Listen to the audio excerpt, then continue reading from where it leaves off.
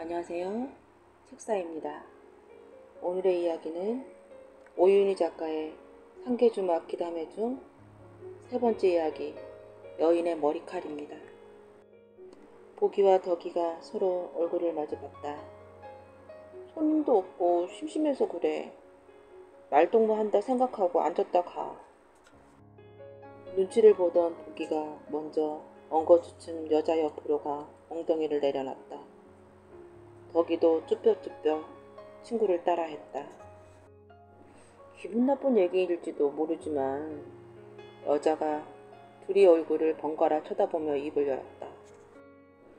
가채 얘기하다 보니 옛날 일이 생각나서 말이지. 가채라는 말이 나오자 보기 눈이 반짝했다. 내가 어렸을 때 겪은 일이야. 여자가 옛날을 떠올리는 듯 먼 곳을 쳐다보며 이야기를 시작했다. 판을 파는 여자의 이름은 축복이다.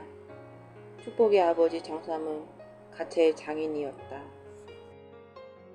어머니 달부는 아버지를 만나기 전에는 평범한 여염집 여자였는데 남편과 사는 동안 머리를 다듬는데 일가견이 생겨 수모로 나서게 되었다. 달부는 남편 조수 역할을 하며 머리 만지는 법을 익혔다.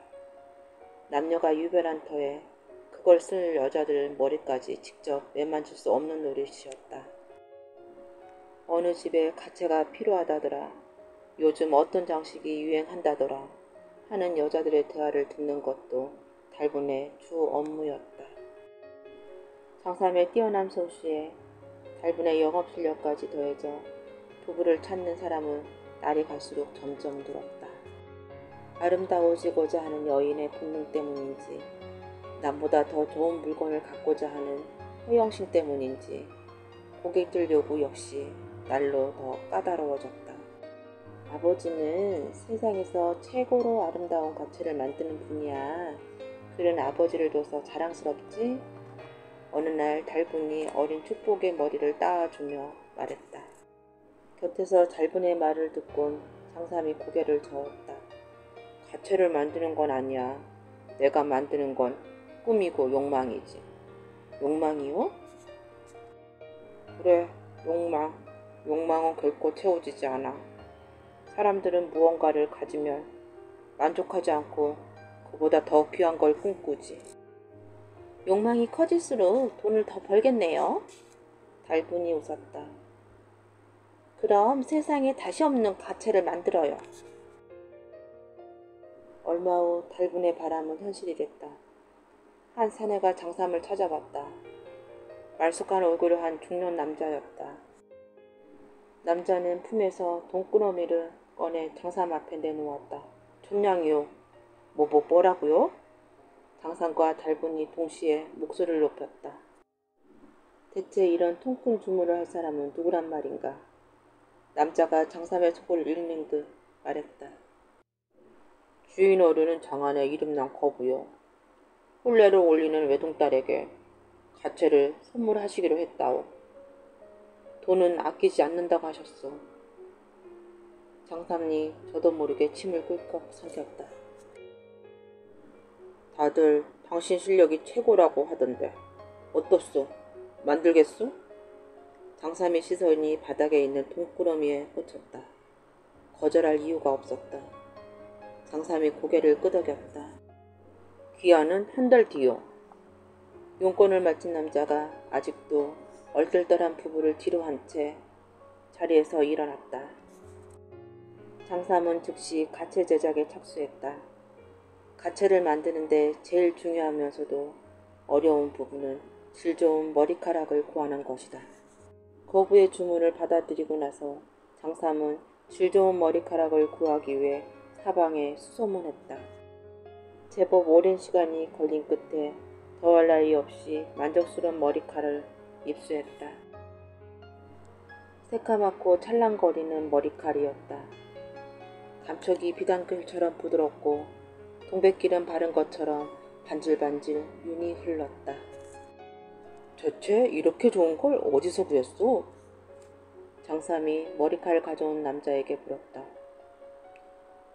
비구니 사원에서요. 남자는 머리를 깎은 사람이 18 꽃다운 아가씨라고 했다. 돈이 얼마요? 장삼의 물음에 남자는 원래 책정했던 재료값보다 2배 높은 가격을 불렀다. 그래도 장삼은 그 말 없이 돈을 치렀다. 머리칼을 구하고 나니 다음은 일사천리였다. 재료가 훌륭해서 염색 같은 사전 작업도 필요 없었다. 다만 한 가지 마음에 걸리는 것이 있었다.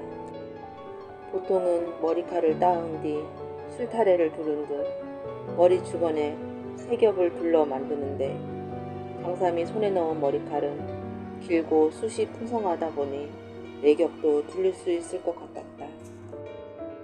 그렇게 만들면 더 고급스럽고 우아해 보일 수는 있지만 쓰는 사람은 목에 무리가 간다는 게 문제였다. 당신은 여인의 물건을 만들면서도 여인의 마음을 잘 모르는군요. 달분이 고민하는 장삼에게 말했다. 고와진다면 고통 따위는 아랑곳 않는 게 여자예요. 목이 부러진다 해도 기꺼이 쓰려고 할걸요? 아내의 말에 결심을 내린 장삼은 치렁치렁한 머리를 곱게 따온 뒤 네 겹으로 술타래를 두른 듯 틀어 올렸다.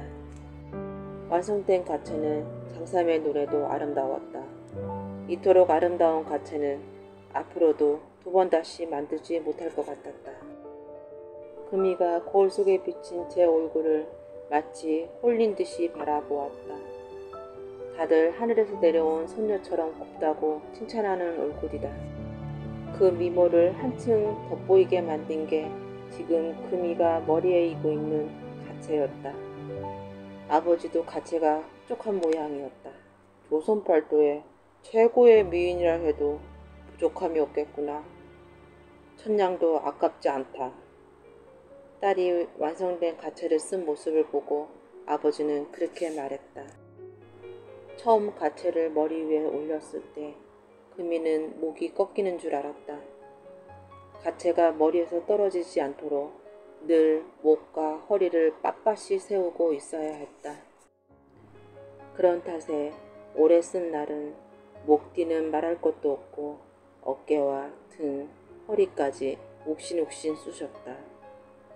그래도 금이는 가채를 포기할 수 없었다. 거울 속 제 모습에 금이가 어깨 쪽지에 푸릇푸릇한 반점 같은 걸 발견했다. 이게 뭐지? 금이가 옷을 내려 살펴봤다. 어깨선을 따라 점점이 푸른 멍이 들어있었다. 가만 보니 누군가 손으로 금이의 두 어깨를 꽉 움켜쥔 것처럼 양쪽에 가느다란 손자국이 찍혀 있었다. 금이는 온몸에 소름이 돋았다. 이따금 목덜미에 기분 나쁜 한기를 느낀 적도 있었다. 그럴 때마다 심장이 재고 피가 차갑게 휘는 것 같았다. 희한하게도 그런 일은 가채를 쓰고 있을 때만 일어났다. 이상한 건 그뿐이 아니었다. 요즘 들어 가채는 전보다 더 무거워졌다. 기분 탓일 수도 있지만 생각해보면 그것도 좀 이상했다. 금이는 시아버지 방으로 걸어가고 있었다. 아침에 건너뛴 무난 인사를 드리기 위해서였다. 마침 시아버지 방문이 열리며 일을 마친 안마사가 밖으로 걸어 나왔다. 안마사는 방으로 들어가려는 금이를 불러세웠다. 안마가 필요한 분은 정작 따로 계시네요. 안마사의 시선은 금이의 어깨 너머로 향하고 있었다. 마님, 어깨가 무겁고 결리지 않으십니까? 그걸 어찌 아는가? 보이는가요? 맹인 안마사가 알 수 없는 말을 했다. 보이다니? 뭐가? 오논이요. 금이는 순간 말문이 막혔다. 온몸에 소름이 끼쳐 입이 떨어지지 않았다. 오논의 무게는 인간이 감당할 수 있는 게 아닙니다. 힘든 게 당연하죠. 그게 무슨? 안마사가 재빨리 금이의 말을 가로막았다. 마님, 어깨 위에 한 여인의 오눈이 올라타 있습니다. 달래주지 않으면 안 좋은 일이 생길 겁니다. 안마사는 금이를 남겨둔 채 탁탁탁 지팡이 소리를 내며 사라졌다. 며칠 뒤 깊은 밤이었다. 시부모님은 친절했고 남편도 잘해주었지만 아직은 모든 게 낯설었다. 금이는 침소에서 홀로 잠자리에 들었다. 정적이 내려앉은 방 안에서 정체를 알 수 없는 소리가 들렸다. 어딘지 모르게 신경을 긁는 듯한 기묘한 소리였다. 꿈결에 기이한 소리를 들은 금이가 눈을 살포시 떴다. 뭐지 이건? 금이는 머리가 쭈뼛거렸다. 방에 불을 밝혀 확인해볼까? 그냥 두자. 귀찮아진 금이는 다시 눈을 감았다. 이번엔 소리가 좀 더 가까운 곳에서 확실하게 들렸다. 금이가 눈을 질끈 감았다. 공포가 온몸을 감쌌다. 나 말고 방에 있는 사람이 없는데 대체 누가 발을 끌며 걷는 거지? 눈을 떴다가 무언가 끔찍한 거를 보게 될까봐 금이는 눈을 뜰 수가 없었다. 소리는 멈추지 않고서 점점 더 분명하게, 점점 더 가까이 다가왔다. 결국 금이는 오돌오돌 떨면서 몸을 일으켰다. 바닥에서 뭔가 꿈틀거리는가 싶더니 시커먼 덩어리 같은 것이 쓱 움직였다.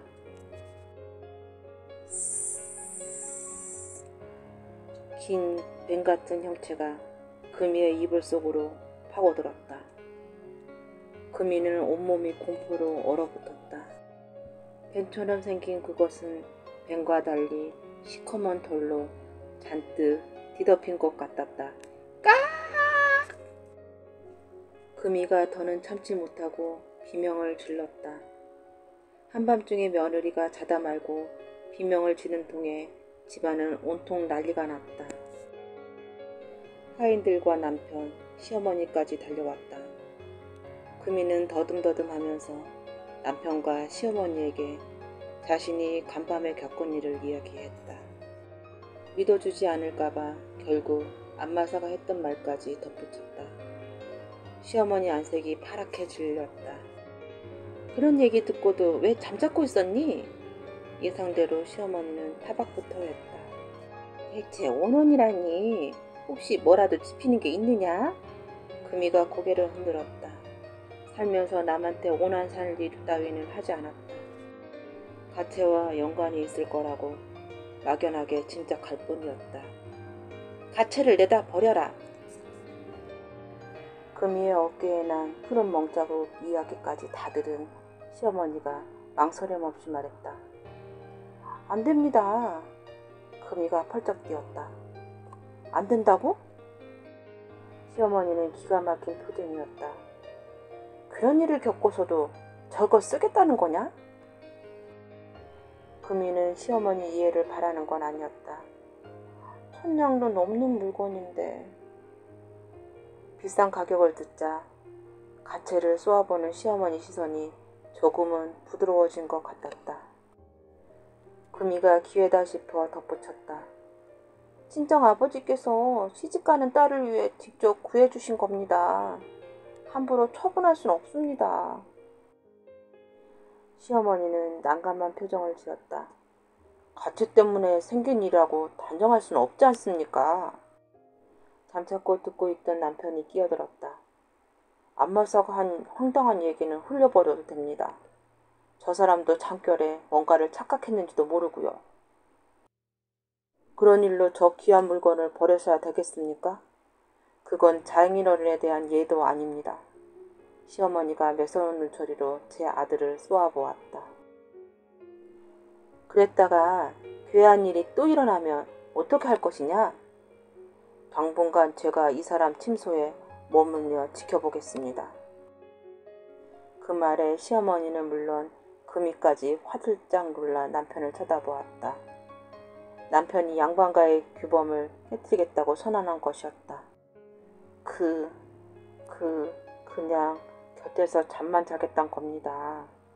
입에 올리기 거북했는지 남편이 말까지 조금 더듬으며 덧붙였다. 안 사람이 진정될 때까지만입니다. 얼마간 지내보고 별 이상이 없으면 다시 각방을 쓰겠습니다. 시어머니가 물끄러미 남편을 바라보았다. 알겠다. 당분간만이다. 며칠이 흘렀다. 남편이 금이 침소에서 자기 시작한 뒤부터 아무 일도 일어나지 않았다. 그날도 금이와 남편은 손을 잡고 나란히 잠자리에 들었다. 얼마가 시간이 흘렀을까.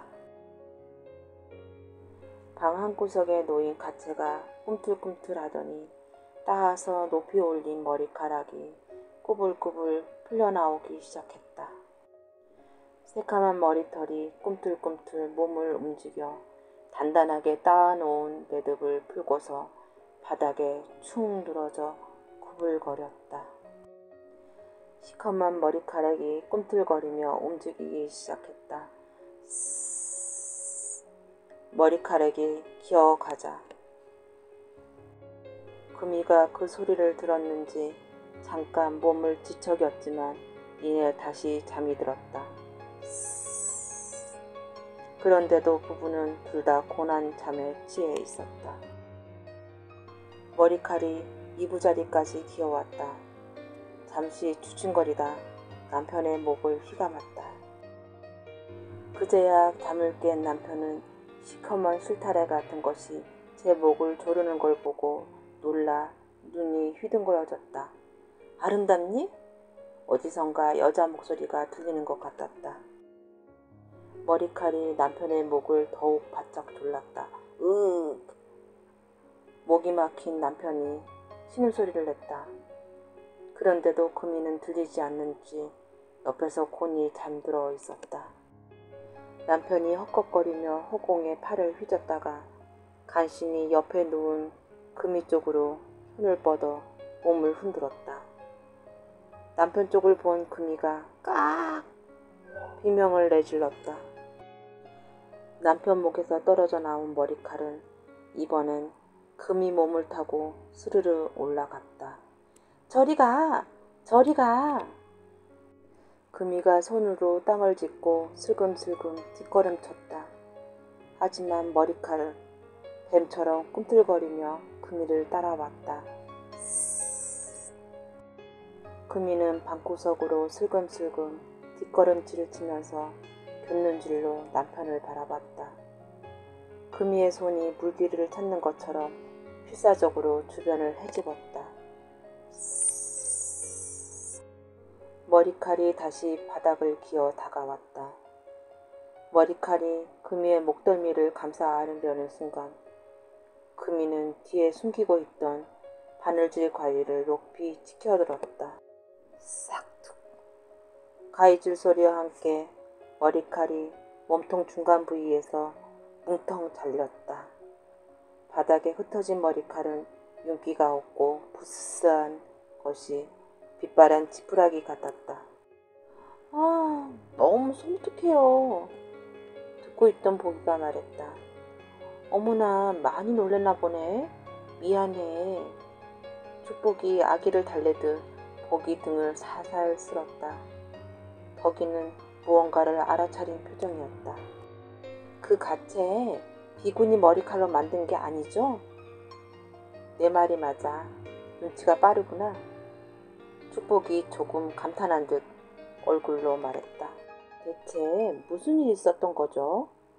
보기 질문에 축복의 눈초리가 매서워졌다. 욕망에 눈먼 사람들 때문에 일어나선 안 된 일이 일어난 거지. 머리칼은 어느 무녀의 것이었다. 주막집이나 요관을 돌아다니며 쌀로 점도 치고 손님들의 손금을 봐주던 무녀였다. 무녀는 얼굴은 곱다고는 할 수 없었지만 머리카락 하나만큼은 어디 내놔도 빠지지 않을 만큼 아름다웠다. 무녀는 머리칼 때문에 목숨을 잃었다. 불량배 4명이 몰래 무녀 뒤를 밟았다. 남자가 무녀의 긴 머리를 뒤로 획 잡아 당겼다. 무녀가 도움을 청하려고 이리저리 두리번거렸다. 인적드문 산길엔 걸어다니는 사람이 없었다. 무녀가 필사적으로 지팡이를 휘저으며 남자들을 쫓아버리려 했다. 여자가 체격이 건장한 남자 넷을 당할 수가 없었다. 무녀가 비명을 지르려 하자 4번째 남자가 입을 틀어막았다. 짐승 같은 놈! 내 놈들은 모두 천벌을 받게 될 거야. 귀신한테 빌어서 벌을 내리도록 할 거야. 틀어막힌 무녀의 입 사이로 저주 같은 신음이 띄엄띄엄 흘러나왔다. 아씨, 될 수 없게 분위기가 확 깨버렸네. 입 닥치지 못해? 무녀는 정신을 잃었는지 고개를 모로 돌린 채 바닥에 축 늘어져 있었다. 이 여자 무녀였나 봐. 2번째 남자가 땅바닥에 흩어진 여자의 옷가지에서 나온 방울과 쌀통을 보며 중얼거려. 어쩐지 섬뜩한데? 진짜 저주를 내리는 거 아니야? 남자들은 꺼림칙한 시선으로 무녀를 쳐다보았다. 차라리 죽여버릴까? 어둠 속에서 한 남자가 불쑥 말을 꺼냈다. 그래, 해쳐버리자. 남자가 동료들 반응을 살피며 입을 열었다.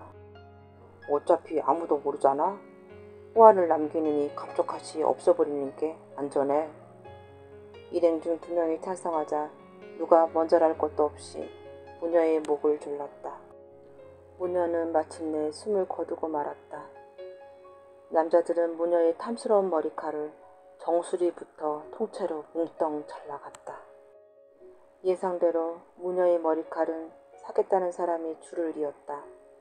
그 중에 한 남자가 특별히 비싼 값을 치르고 머리카락을 사갔다. 가채 장인 장삼이었다. 귀신 들린 가채 소동은 한간에 엄청난 파장을 일으켰다. 문제의 가채를 만든 장삼은 관가에 빌려가 엄한 문책을 당했다. 그 바람에 장삼에게 머리칼을 팔았던 남자가 무녀를 죽인 4남자 중 하나였다는 사실을 밝혀졌다. 애꿎은 피해를 입은 건 장산네였다. 귀신이 나오는 가채 소문이 퍼지자 한때 문지방이 닳도록 드나들었던 손님들은 발걸음이 뚝 끊어졌다. 장삼은 제 팔자를 원망하며 술만 퍼마시다가 얼마 후 세상을 떠났다. 그 길로 달부는 축복을 데리고 한양을 떴다.